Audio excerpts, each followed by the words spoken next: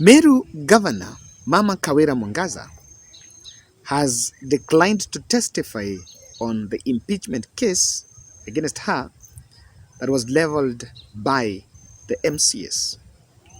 Kawira Mwangaza had showed allegiance on William Samoei Ruto at one point. While that is going on in the Senate, the current Nairobi governor is also facing what will be an imminent impeachment.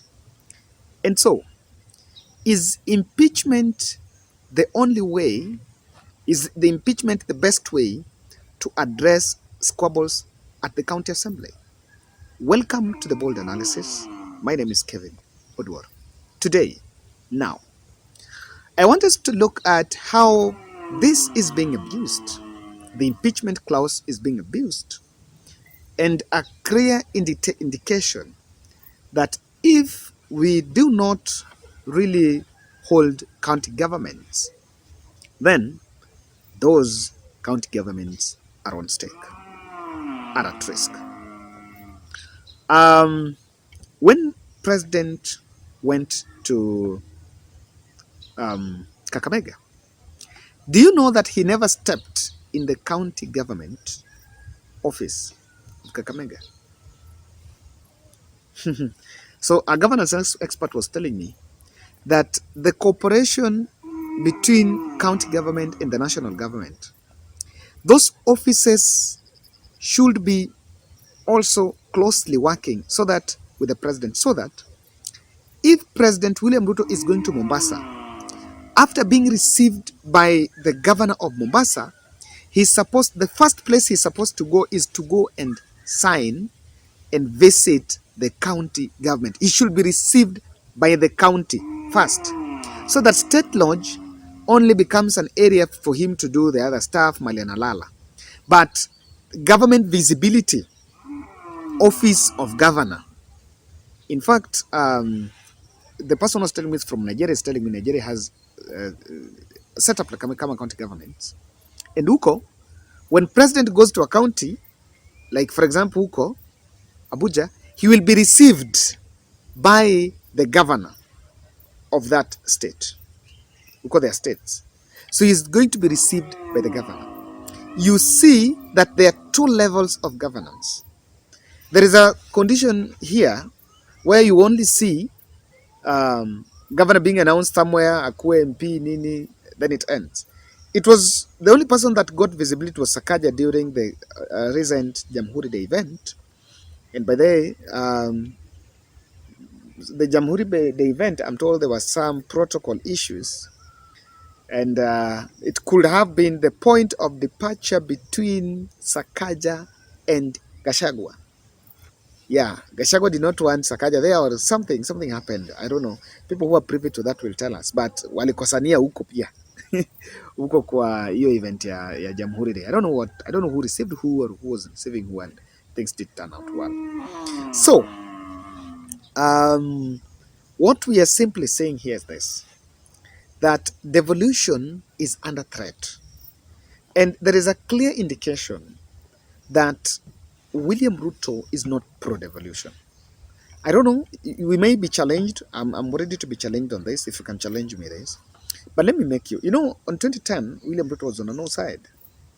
Yes, he was on a no side. But because of that constitution, he was in IBEC. IBEC was in charge of counties. There was a recent report by Nation that was saying people were trying to look for a track record in IBEC.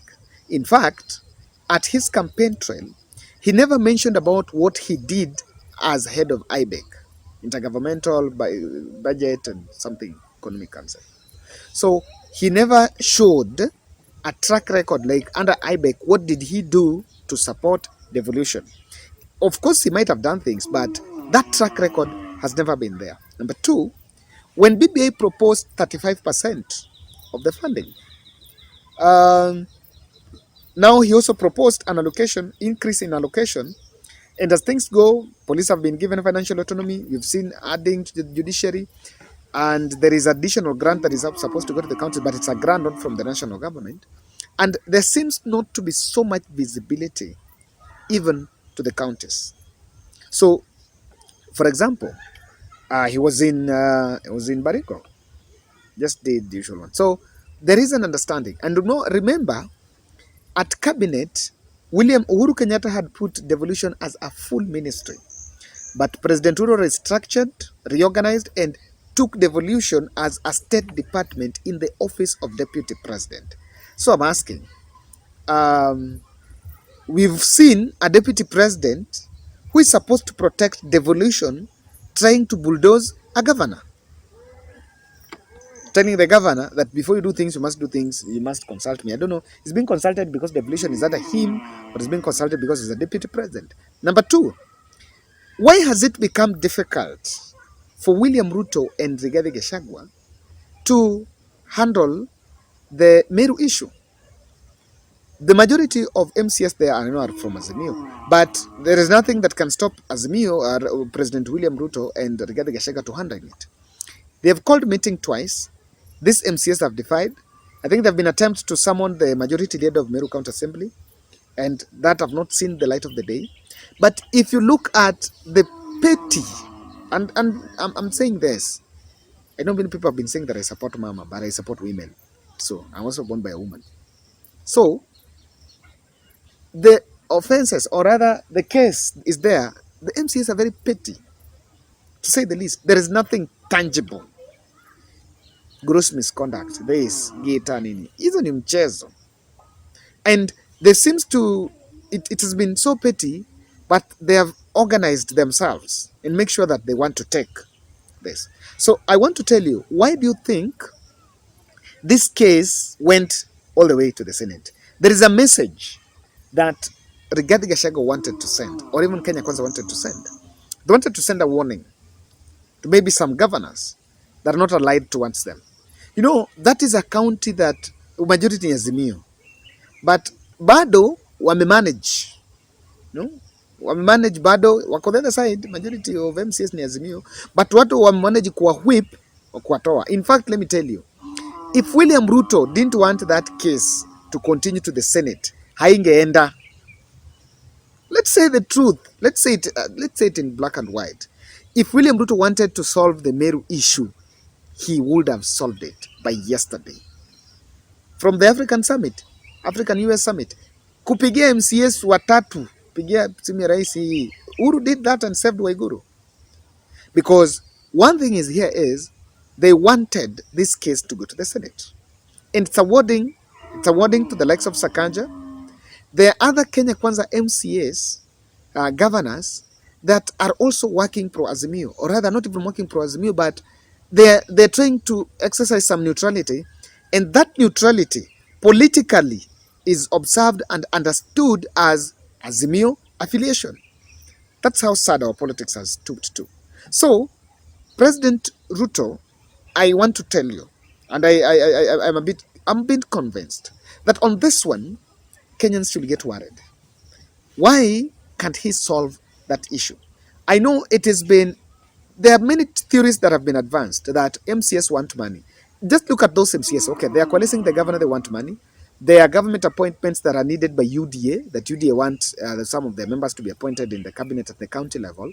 There are also other members of Meru who lost and want to water down the track down of the governor.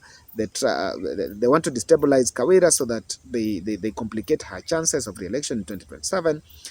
All those things. So even if you listen to all those things, tell me, if president is to intervene in Rigathi Gachagua, na yeye ni, unajua say hakuna minister wa devolution. So the person that should be in a position so that you will give MPs time to go to their recess na wapumzike. Lakini sasa you have to even to call a special sitting, hii kitu iendelee, it goes to the Senate, it's discussed. You know, someone wanted to vilify Madam Governor in public, and that is why his lawyers were told to produce him so that he can be cross-examined by the lawyers of the MCS, representing the MCS, and they declined. Of course, he's under obligation. He's not being forced. He has an obligation of either appearing as a witness or just not to. So, or rather to be represented by a lawyer. It's not an obligation to go there himself. So they want to put him in screen, ask him the very ridiculous questions and very petty issues here and there, so that they vilify him, they vilify her in public. It's because someone wanted to send a warning that, look here, this can be our new way of handling you. And from what I see, I want to examine William Ruto a bit, that while he can be playing this, but on that of Kawira Mwangaza, I see the letdown on the side of Rigiji. Rigiji, apart from the fact that that ministry is under him, he's also man who has been struggling to be Mount Kenya Kingpin. So the Mount Kenya Kingpin anashindwa kumanage ile, and is a kingpin who is also a deputy president. There are things I want to say. 3 things that we must get right if we want devolution to survive. Number 1, we must strip off the impeachment powers from the MCAs.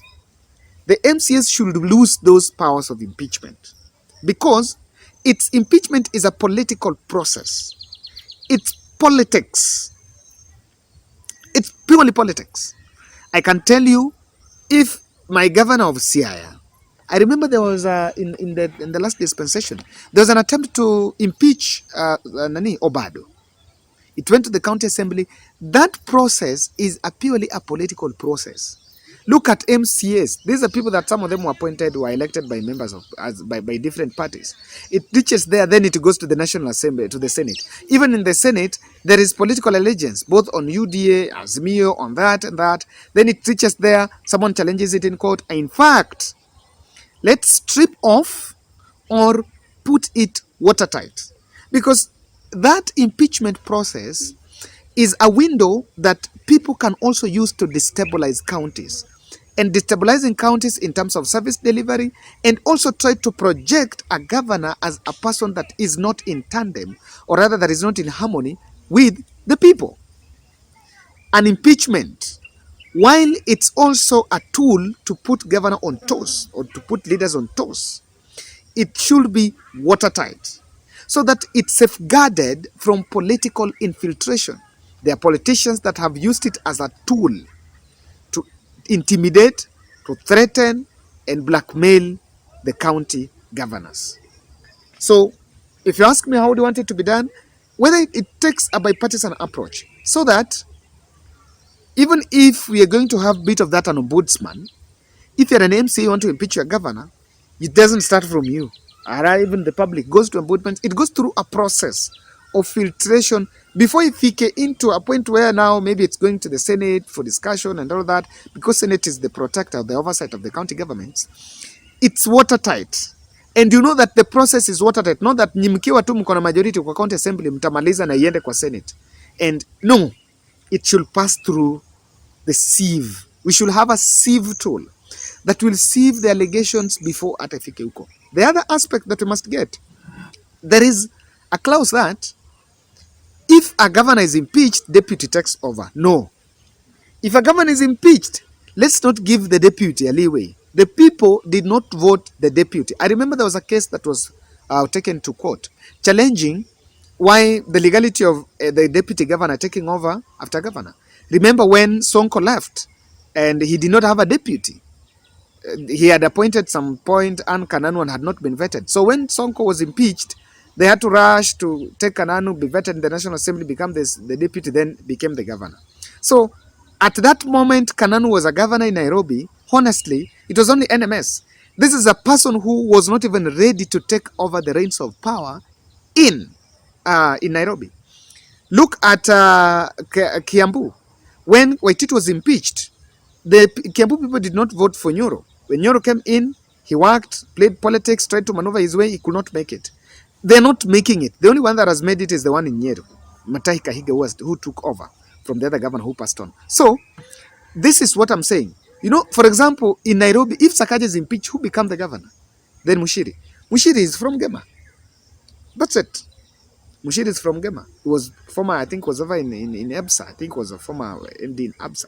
So, you know, we are giving powers. And also these deputies can even engineer impeachments against their bosses so that they take the reins of power. So those are two interventions. Scrap the impeaching powers from the MCS Two, deputy doesn't rise to power in the event of an impeachment, not even impeachment, even death. Because even one way ni kwamba mtu anaweza uwe mwenzake, so that it takes over. That should be another thing that should be looked at. I also think that for devolution to work, I think we should have, apart from increasing capitation, in terms of auditor and county management, it should not be left alone to them. I think we should have a body that can look at what the county is spending, or rather what the county is doing. I've seen county governor, COG chair, Anne Waguri saying that equalization fund should be scrapped. It's because they're scrambling for it.